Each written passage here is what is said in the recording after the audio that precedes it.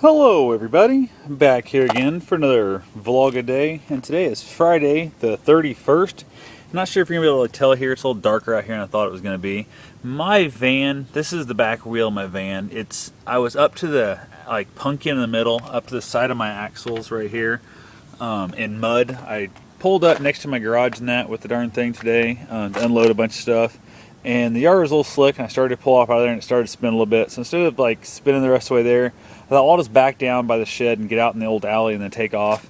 And I was being all ginger and being all nice and gingerly there and stuff, and did not just nail it and back through it, and sunk into a hole that literally I could not get out of. I was digging stuff. I actually went so deep it was hanging up the pumpkin, which is the center lower part on a rear axle on a vehicle like this.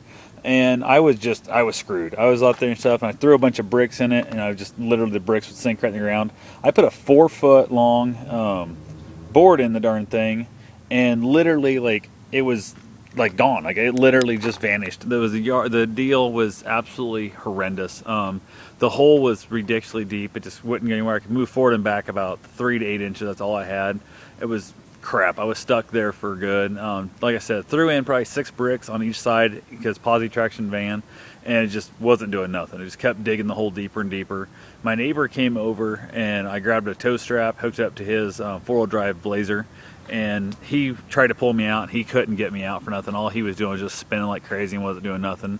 So I went and got my old 4-wheel drive from my ex, went out to her work, picked it up, and brought it over here and stuff, hooked it up, and it was amazing how quick that thing just put it down low side of 4-wheel drive, pulled it up out of there, not a big deal.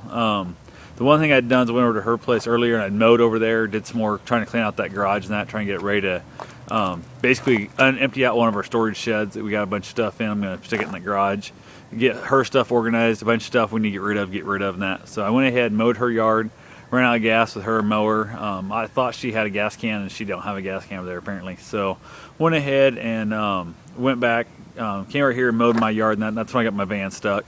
Got it unstuck, went and got the truck, all that good stuff. Went and back and mowed her yard, finished mowing all my other yards I have to mow today. Just ridiculous.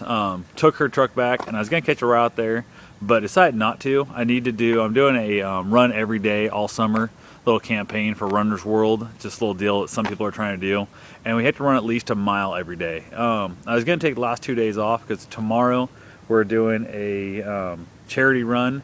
That's kind of a charity walk. My buddy and I are actually going to run it, I think, though. Our plan is just to go ahead and run. We only signed up for an hour because that's all I needed space for, but I think we might go ahead and do 2 hours. From 7 to 8 is our actual scheduled time. I might go ahead and run from 7 to 9. And the theory behind it is the fact that it took us 2 hours, 8 minutes, and some change. I think 16 seconds or 15 seconds, something like that, to run the Drake half marathon. And the theory behind that is the fact that if it took us that long to run the half marathon up and down hills around Des Moines, we should be able to knock out another half marathon in our 2-hour time frame here. So not really sure how it's going to go. I'm not feeling that per se because of the fact that I worked on that truck the other day underneath it, trying to put that starter and stuff in. It really kicked my butt there. That was a big pain in the ass. My neck's hurting, my shoulders are sore from crawling in and out on the concrete ground. Just a lot of that stuff. I haven't been sleeping with a damn all week, so still I don't feel like I've got my breath fully back after the sickness I had there for a couple weeks. So I'm not sure how well it's going to go. But our plan is going to go out there, just kind of run at a steady little pace. We tend to run really well at a 9:40 pace. Seems to be a really good 9:40 to 10:20 is a really good pace for us just to kind of jog at. Seem to really enjoy it. So our plan is just to kind of jog around out there, and I'm going to wear my good running shoes, my running gear, so in case we do actually keep running, I don't want to get all chafed up and that real bad from wearing a cotton t-shirt, nothing stupid. So that right there is our plan, is just go ahead and try and knock that thing out. And like I said, we'll run until we get tired of running. We'll walk some, run some, but I got a feeling between the two of us, when one of us is going to be hurting, the other one's going to be feeling better, and he's going to want to keep pushing it. And then by the time, if I start hurting first, he's going to keep pushing me to keep running.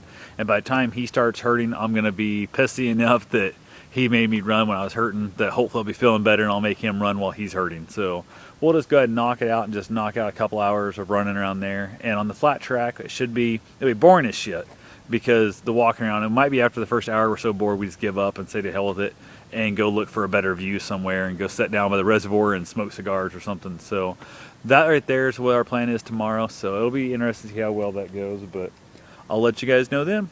Have yourself a safe and wonderful day. Thanks for watching.